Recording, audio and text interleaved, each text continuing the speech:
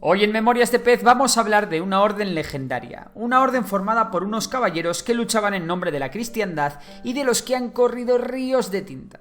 La orden militar católica con más poder de la Edad Media que forjó su leyenda en las cruzadas, defendiendo a los cristianos en Tierra Santa y que tuvo el más cruel de los finales. Hoy en Memorias de Pez, la Orden de los Templarios. Para hablar de los templarios nos tenemos que ir a la Europa de la Edad Media. Los reinos de la Europa occidental lo habían pasado bastante mal intentando contener las diferentes invasiones vikingas en casi toda la costa europea y también la invasión musulmana desde la península ibérica y parte de la actual Francia.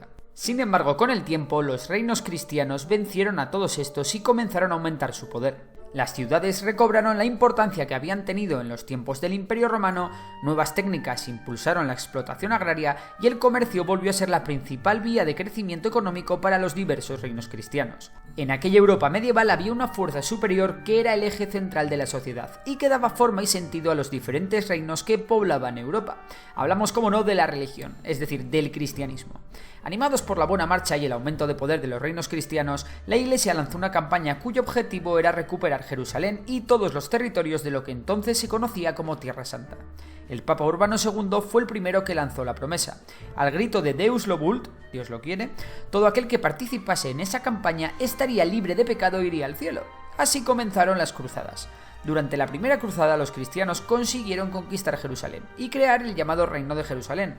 9 caballeros cristianos que participaron en las cruzadas decidieron quedarse para proteger Jerusalén y proteger a los peregrinos cristianos que en el pasado habían sido víctimas de todo tipo de atrocidades.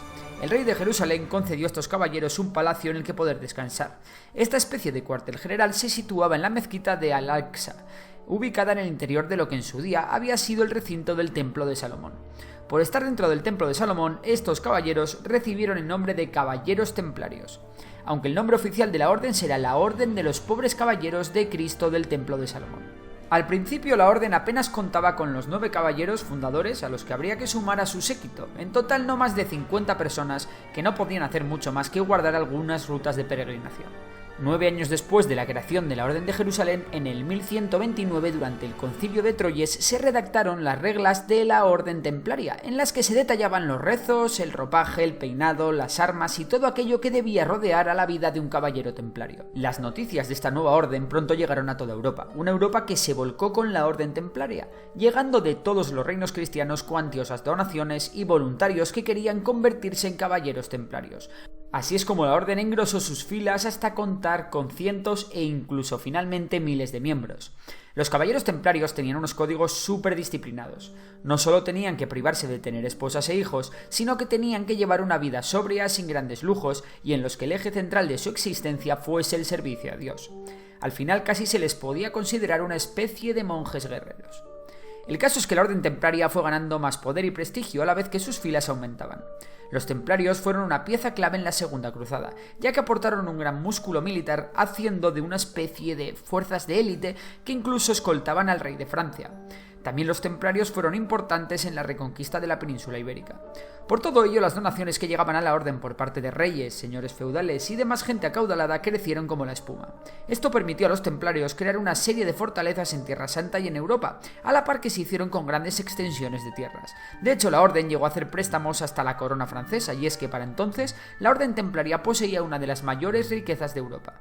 También ocurría que los nobles que iban a las cruzadas dejaban todas sus riquezas y tierras a los templarios para que las administrasen en su ausencia. Y es que los templarios no tenían un pelo de tontos, ya que también permitían a los peregrinos depositar todas sus riquezas en Europa y obtener una carta con sellos secretos templarios que permitía que la orden abonase esos fondos a la llegada de los peregrinos a Jerusalén. De esta manera el peregrino evitaba poder ser atracado en su peregrinación, y los templarios se llevaban una comisión en forma de porcentaje. Por ello se puede decir que los templarios fueron los primeros en inventar el cheque, e incluso podemos decir que los bancos modernos. Los templarios también tenían sus propios barcos, con los que comerciaban y generaban aún más riqueza, lo que les convirtió, vamos a decir, en la primera multinacional de la historia. Hacia 1170 la orden contaba con tierras en las actuales Francia, Alemania, Reino Unido, España y Portugal. Sus tierras no pararon de crecer e incluso todo Chipre llegó a ser suya.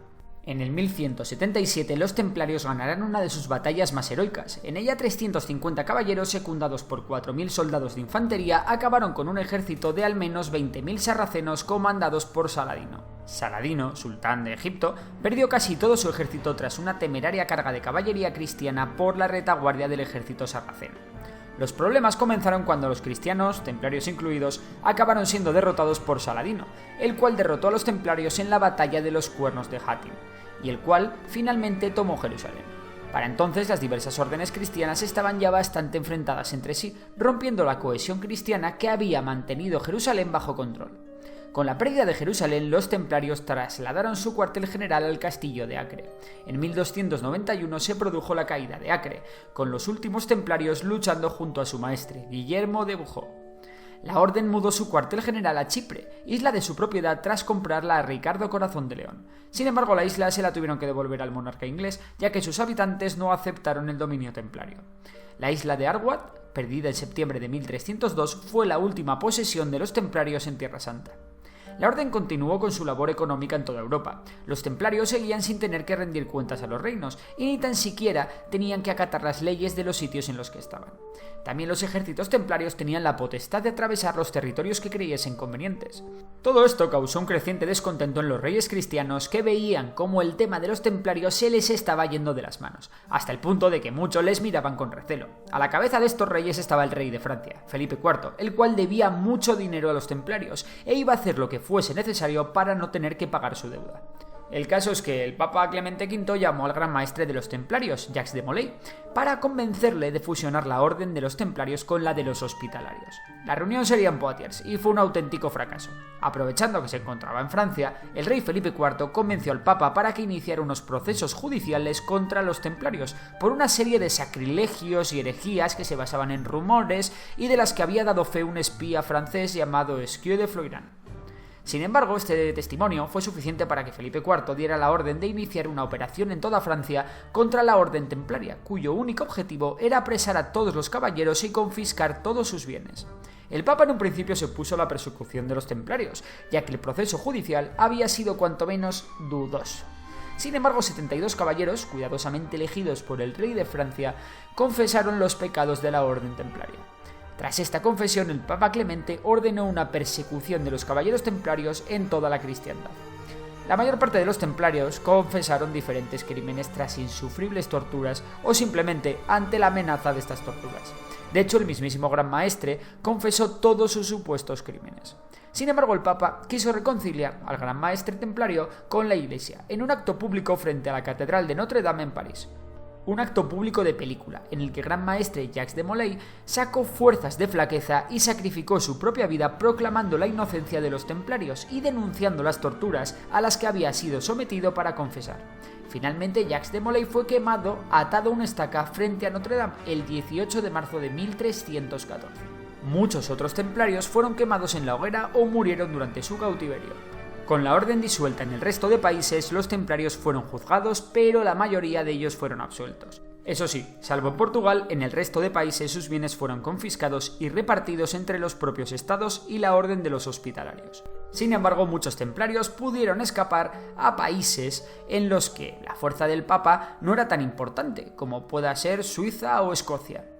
Aunque no hay consenso entre los historiadores, todo parece indicar que precisamente en Escocia los templarios se reagruparon y siguieron con una serie de ritos y tradiciones que supusieron el origen de la masonería. En cualquier caso, se cree que durante siglos la orden siguió existiendo en la clandestinidad, pero sin ningún poder real en la sociedad europea. En el siglo XIX primero y en 1932 después, la orden ha intentado ser reinstaurada y han surgido diversos grupos o asociaciones que se reconocen a sí mismos como los descendientes de los templarios, pero ninguna de estas organizaciones tiene mucha importancia ni tiene ningún poder o influencia política real. Y bueno, esto es todo. ¿Y tú qué opinas? ¿Crees que los templarios eran inocentes? ¿Tenía razón el rey de Francia y conspiraban contra la Iglesia? Si te ha gustado el vídeo ya sabes que puedes darle a like, suscribirte al canal y darle a la campanita para que te lleguen notificaciones. También recuerda que si te gusta la economía puedes suscribirte al canal Memorias de Tiburón, canal que tengo en el que hablo sobre historia pero desde el punto de vista económico. Por lo demás nada, un saludo y hasta la próxima.